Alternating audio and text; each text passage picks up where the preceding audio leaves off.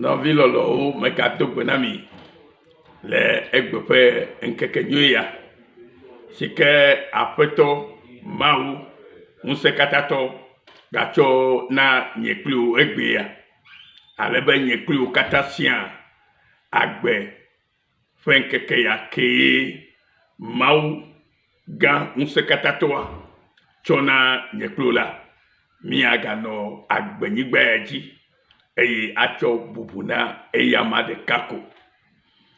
Edzɔ dzi nam be ele to dzi be yeatem se agbenya ya keme ye agbe le na nye kpli wò. Eya ta medo gbe na mi le Aƒetɔ kple míaƒe Ɖela Yesu Kristo ƒe ŋkɔa me. Enye dzidzɔ gã le nam be megaxɔ nya tso míaƒe Mawu, míaƒe Ɖela, míaƒe Aƒetɔ gbɔ na yeƒe dukɔ le egbe ƒe ŋkeke ya hã dzi. Enye dzidzɔ nam be míanɔ esiawo sem eye meka ɖe dzi be wò hã enye dzidzɔ na wò be nanɔ etɔwò, wɔlawo, melawo, ke nye agbe le mewò, ke nye agbe le mía me la, míanɔ eƒe egbeɖiɖi sem kple eƒe nuƒoƒo sem gbeawo tso gbe, ale be míanya le si ke míatɔ nɔ agbea ne wòadze nu eye wòanyo na míawo hã le míaƒe agbeŋkekewo katã me le Yesu Kristo ƒe ŋkɔa me. Togovi lɔlɔtɔwo, miawo yi megado gbe na kple nɔvi ɖe sia ɖe si ke se gbe ya eye wotɔ sena nyanyuia to na esia me. Mawu na yra mi abe le si ke míawo katã mínya be yayra dzɔ adzi ne mía. Aƒetɔ hã ɖo ɖoɖowo da ɖi be míate ŋu awɔ alo anɔ agbe ma be míate ŋu akpɔ yayra mawo katã. Eya ta egbe la, Mawu mavɔ ƒe dukɔ si le akpɔ ŋutifafa le eƒe Aƒetɔ dzɔdzɔetɔ la te. Mawu mavɔ ƒe dukɔ si le akpɔ ŋutifafa le eƒe Aƒetɔ dzɔdzɔetɔ la ete. Mawu ƒe dukɔ ye nye kpli wò míenye. Mía tɔgbuiwo subɔ ati kple kpewo abe leke wònɔ le Israel gɔ hã ene, be woƒe tɔgbuitɔgbuiwo la, wohã wosubɔ ati kple kpewo hafi Mawu ke nye Mawu la va ɖe eɖokui fiawo eye wòtsiawo ye wotrɔ zi eƒe dukɔ. Egbe la, Mawu ke nye Israel ƒe Mawu tiawo va yi la, ye nye ye kpli wò hã ƒe Mawu egbe ya. Eya ye nye míaƒe Mawu egbe ya eye tsɔ míawo hã tsɔ wɔ yeƒe edukɔ na eɖokui. Ta Mawu mavɔ ya ƒe dukɔ si míenye la, ye me ye míaƒe ŋutifafa kpɔkpɔ le. Dzɔdzɔetɔ ye wònye eye míaƒe ŋutifafa le eyama me. Eya ta nenye be eya ta wòdze be nàtsɔ ɖokuiwò agble ɖe eya ƒe kpɔkplɔ te, ale be wòayɔ be etrɔ zi eƒe dukɔ eye eya hã nye Mawu na ewò, eya hã nye Mawu na mí katã. Míaƒe Aƒetɔ Yesu Kristo si nye dzɔdzɔetɔ la, ya te yeƒe dukɔ kɔkɔe akpɔ ŋutifafa vava la le. Míaƒetɔ Yesu Kristo ke nye míaƒe Aƒetɔ, ke nye dzɔdzɔetɔ la, eya te ye míawo abe yeƒe dukɔa míakpɔ ŋutifafa vava le eye míaɖu míaƒe nuwɔwɔwo ƒe kutsetse. Míakafu Mawu ɖe sia ta, míatsɔ bubu na Mawu ɖe sia ta. Mele gbɔgblɔm be abe le si ke gbɔgbɔa tsɔe de asi nane bena, míɖo le anya be míaƒe Aƒetɔ Yesu Kristo si nye Mawu si ke nye agbe le mía me la, ya te míawo ya abe du kokokwe ne la mi akpon ti fafa vavale alebe mi atemo adu mi ape nuwo fe ekucheche novinye adu wo nuwo fe kucheche le Yesu Kristo fon come novinye adu wo nuwo nawo fe kucheche le afeto Yesu Kristo fon kwaji me bobe adu wo nuwo fe kucheche le afeto Yesu Kristo fon kwaji la afeto Yesu Kristo fon kwame menye nyemu semau kebom le mau musekatato fe nkwame le mau abafiaga sikenya miao abe entilo kata fe mau inela ye fe nkome ye aduo nuwo fe kuchechele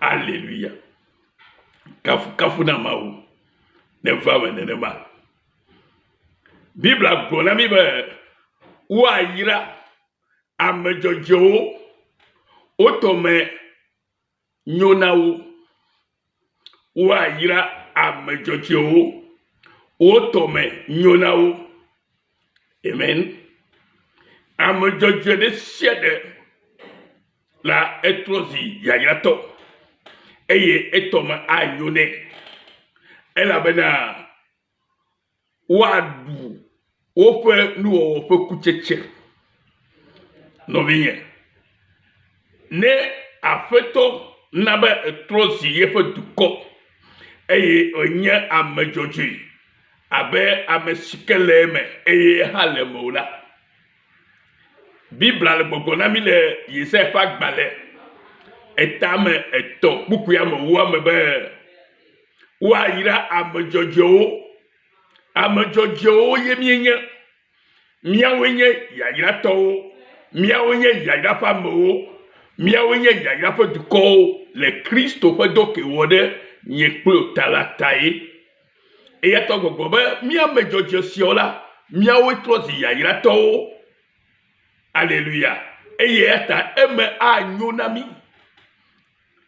wakafu maure siata eme anyonami eme anyonao ela bena adu wonto fonu wono fe kucheche wa ira amejojo otome nyonao ela bena wadu ofe nuwo ofe kucheche le Yesefa agbaleta tokukui amewame jojo nyenye fe ame alo amejojo fe dowo nye untifafani jojo nyenye fe ame alo amejojo la fe dowo la onya untifafani ohia untifafani ohia ya iravani eya taye egbe ya didi no ha le kapofo ya mebe na nye be na ewu ha adu wonu wo fe ekucheche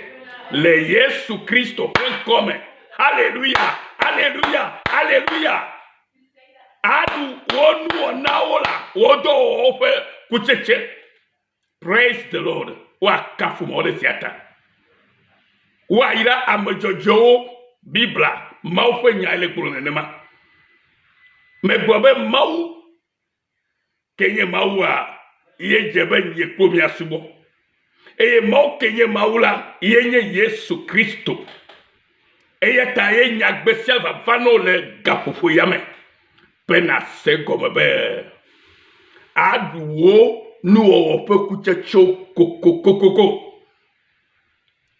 enunye wala adu epe nunye wo pe kucheche godo eye te bi agbe wa yira amejojo otome nyonawo otome la nyonaola la amejojo kene trosutala o yira ola eye tome la nyonaola ela bena adu wo nuwo fe kuchechewo nuka wona nuke wona afeto toke nenye amejojeta adu mo poku tchetchewo adu jojo nye poku tchetchewo. Alléluia. Jojo nye fe amen. Allo ame jojo li novi. Fedo wa nya untifafane. Ame jojo. Allo jojo nye fa mela. Fe nu wona allo fe do la. O trono si a untifafane abeleke Bible le blona miene. Jojo nye fe do anya untifafa. Eye jojo nye fe vide anya anuka gbojwe ple jidedi now jojo nye fe do. Alléluia. Bible le gbogbo le male Isaiah pa gbale etabla etovo adreme pukui we etabla tovo eveme pukui we adre de we yeme hele gbogbo be di no vigne na seigneur la me gbogbo me nyal gbogbo be jojo nye fe amen allo ame jojo kenenye keminye la fedo kemi wona la enyam ti fafa nami nenye be enyam jojo hewa jojo nye fe dokola do ma fe vide yenye ntifafa na o do ma fe vide e ya ye ya na o le sikene nyam jojo le Kristo me e Kristo ha kenya gbele mo la e po wo e do na e yesike le mo le chioma la e nyabe e chioma la e chwe kata de e ye fe popote nu kata e me manyona o ai me anyo no godo adu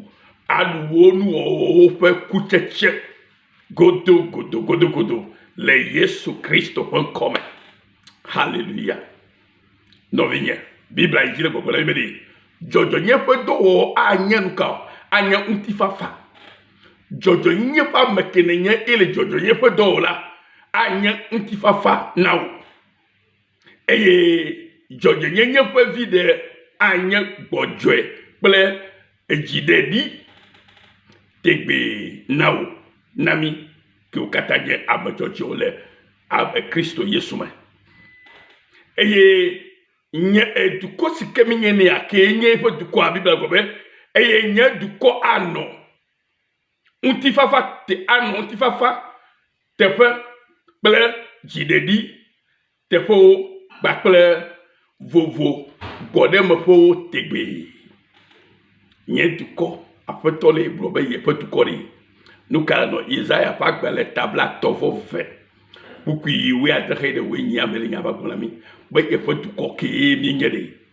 mi anon tifafa me mi anon gbojwe mi ano jidedi la sumiasi ela be mi le eya mame eye ya hale mi amesi kenye mau ke mo wonu katanto eye ya yira su kata leme eye mi nyabe eya manu mo wa na ke su wona la vone leme la kanya be du kata wo wa eva me le fa gbeme eye tabla ko adu o do pe ekucheche gobe ne vame eye wa vame le wa gbeme le sikene nye amajoji eye la agbe jojo agbe jojo nom le tolu ma fe gbe esiela po eme babana o no vinye loloto me dibe mianye ne mia kwese gbe be maula me flu amo maula me doa re maulu eye ne makea maula me dana alakao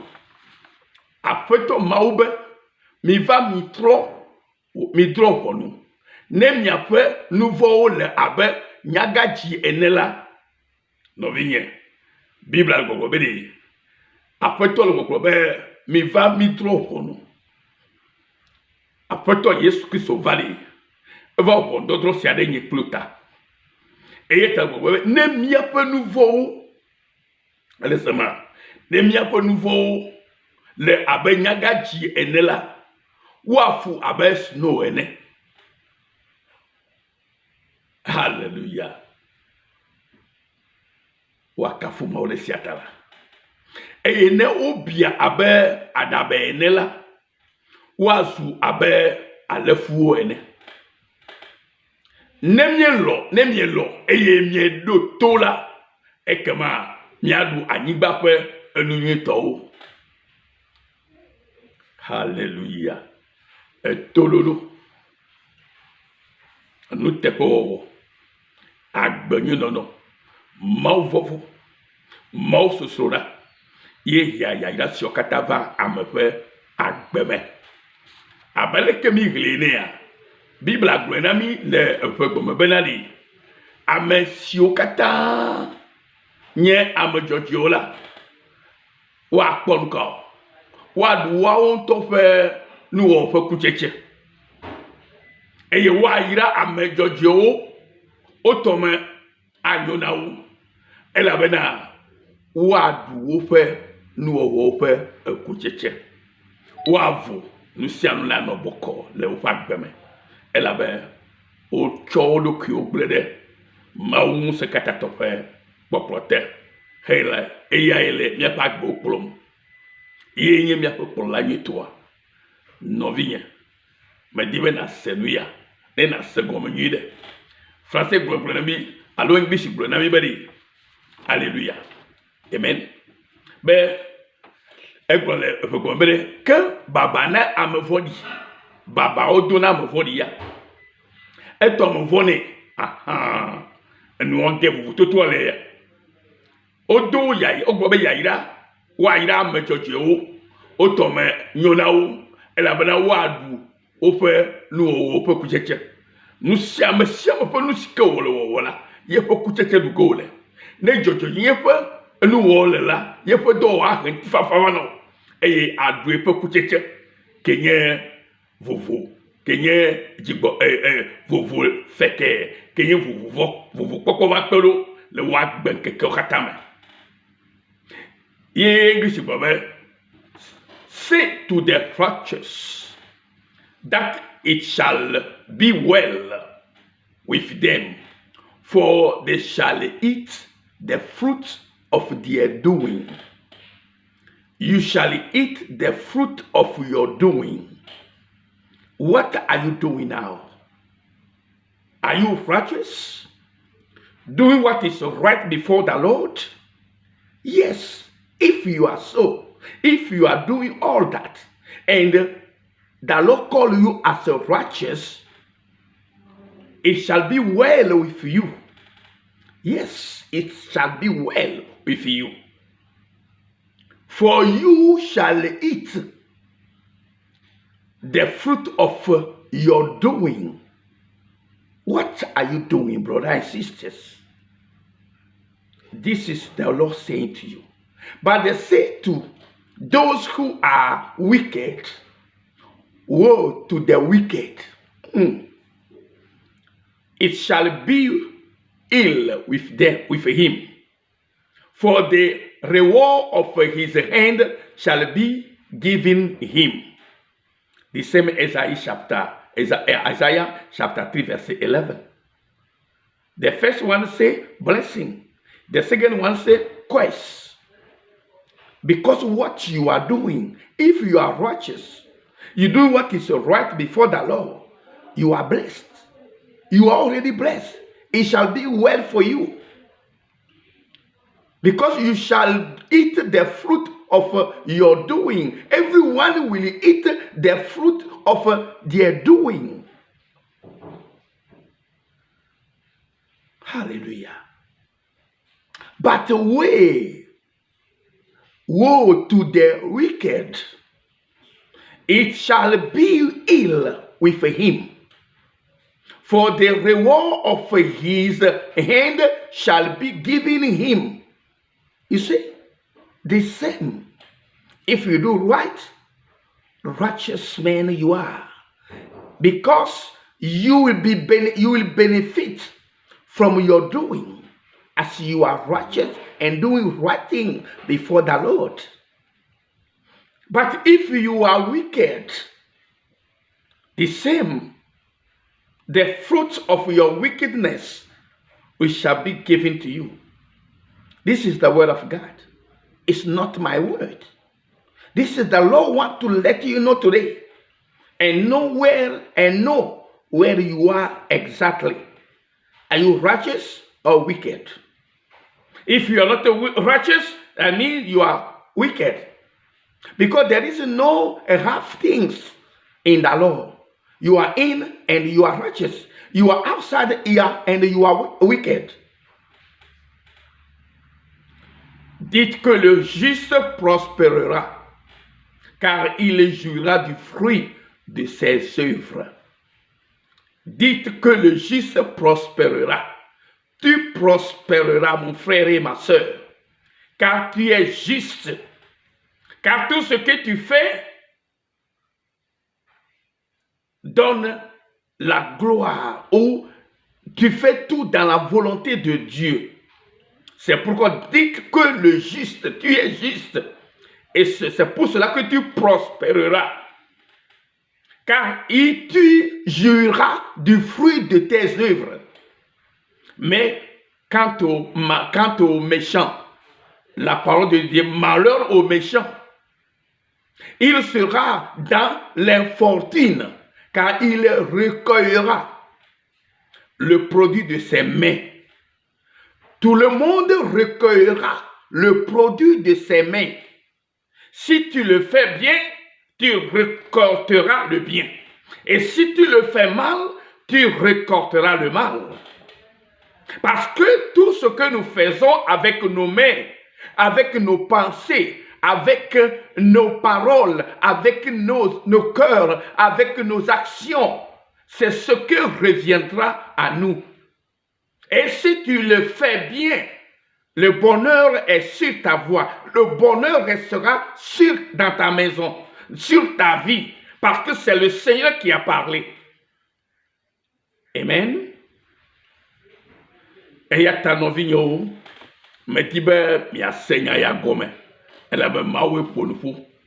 Mawe fe gbedi. Eye ben na podo kyo. Ben yenye amajoje. Eye joje nyenye. Fe egon poko na nye eto. Et yata me dit ben mi akomi adogoda. Elle a ben Bible a ben nenye ben mi afo nouveau ou bia ben nyaka jiene la. Allo ole wafu abesno ene ene obia allo obia e mi afo nouveau la ben nyaka jiene la. Apoto va ba cloé allo e chomi cho wa me chocho allo. Amen. For ne ka obo ba ga bia ba da be ne han la.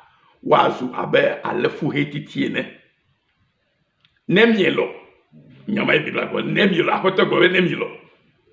If you agree, if you accept, if you say yes to the Lord, si tu dis yes, si tu dis oui au Seigneur, me voici, je reconnais que j'étais pécheur, que je suis pécheur, mais je viens à toi selon ta parole. Rajeunis-moi. Fais-moi un enfant, ton enfant, que je sois juste devant toi. Et le Seigneur qui a versé son sang pour toi et pour moi, et pour toute l'humanité, il fera ce qu'il a promis dans ta vie. Alléluia. Et yata novinya, maune no plio. Mia dobra le Yesu Christo pon kwaji. Le Yesu Christo pon kwame. Ba wo kele gbanye senga popo yamala nyabe apeto ba srokpo eye pe sasakpo ye ke ba srokpo gbeya na nye totro ple de popo nawo le Yesu Christo pon kome na nye totro ple de popo nawo la peto Yesu Christo pon kwaji na nye totro ple de popo nawo la peto Yesu Christo pon nkwata ho ya gracia ne na tozi ame jojo egbe eye meganye amvodi ko me gagner à me siquer trada le maupo mojio que le maupo manacho la be yesu nye mola nyata peuple akbela o yirao le Yesu Christa et à la dou au top do fe ekucheche le amajo skeneta le Yesu Christo pon comme que miano visi que peuple mi gasa fifia ya dominye fonko Yesu nyo o yirao Maude lolo. Ye doit avoir dynami. Et y a tamia comme toi c'est avoir dit là le Christ me. Elle avait y a bekele miame. Mi dakwe. But you true forgiveness mission. Or c'est la panibaji. Et si okatanya na togo vio kata Prêt à monsieur Senak, monsieur Mado. Que le Seigneur vous bénisse tous. May the Lord bless you all. In the mighty name of Jesus Christ. See you soon. Miadogo Zaria. Et à très bientôt. Que le Seigneur Dieu, le seul vrai Dieu, vous bénisse.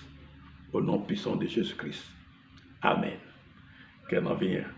Miagobe Israelo. Mais on est ravis. Quand c'est la melange de Miakata, de Miakata, Miakonu, Miachokafukafu Namao, Yakobe Mao, nous gardons le Miapakbeme.